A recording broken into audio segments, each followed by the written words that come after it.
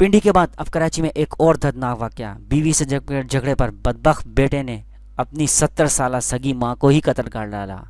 इस बार बेटे ने सिर्फ मां पर हाथ नहीं उठाया बल्कि सिर्फ उसे कत्ल ही कर डाला।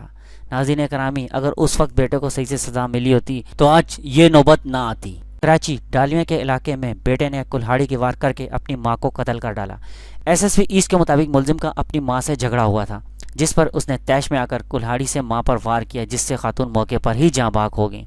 पुलिस के कौम ने बताया है कि मुलजिम नेवल पुलिस की हिरासत में था, जिसे वाक़े की इत्तला मिलने पर गिरफ्तार करके थाने मुंतकिल कर दिया गया। पुलिस के मुताबिक मुलजिम अरशद हुसैन सरकारी इदारे में चीफ पेटी ऑफिसर है। वाक़े कुछ यूँ हुआ कि अरशद हुसैन की अहलिया का अपनी 70 साल सास फातिमा बीवी से जुमरात की रोज़ 6:30 बजे नाश्ता बनाने पर झगड़ा हुआ। झगड़े के दौरान अरशद हुसैन ने तैश में आकर अपनी ही सगी मां फातिमा बीवी पर कुल्हाड़ी के पे दर पे वार करके उसे जख्मी कर दिया।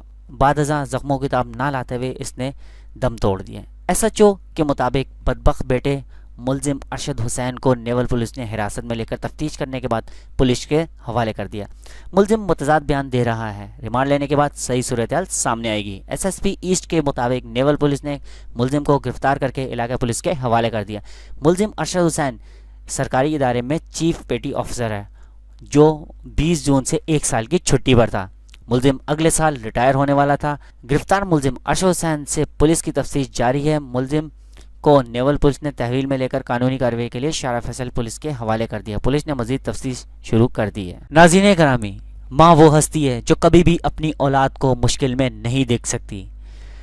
अगर आज इस शख्स की भी माँ जिंदा होती तो वो इसे यकीनन माफ़ कर देती, लेकिन अफसोस इसकी माँ इसे माफ़ करने के लिए इस दुनिया में ही नहीं रही। दोस्तों, अगर आप चाहते हैं कि आप ओरिजिनल वीडियो को देख सकें, क्योंकि यूट्यूब की पॉलिसीज़ की वजह से हम यूट्यूब पे अपनी ये वीडियो जो है वो अपलोड नहीं कर सकते, तो अगर आप चाहते हैं आपको ये वीडियो मिल जाए तो आप कमेंट में अपना ईमेल एड्रेस लिख दें और साथ ही हमारे ग्रुप को भी ज्वाइन कर लें ताकि आप तक हम ये वीडियो पहुंचा सकें, अगर आप ये चाहते हैं।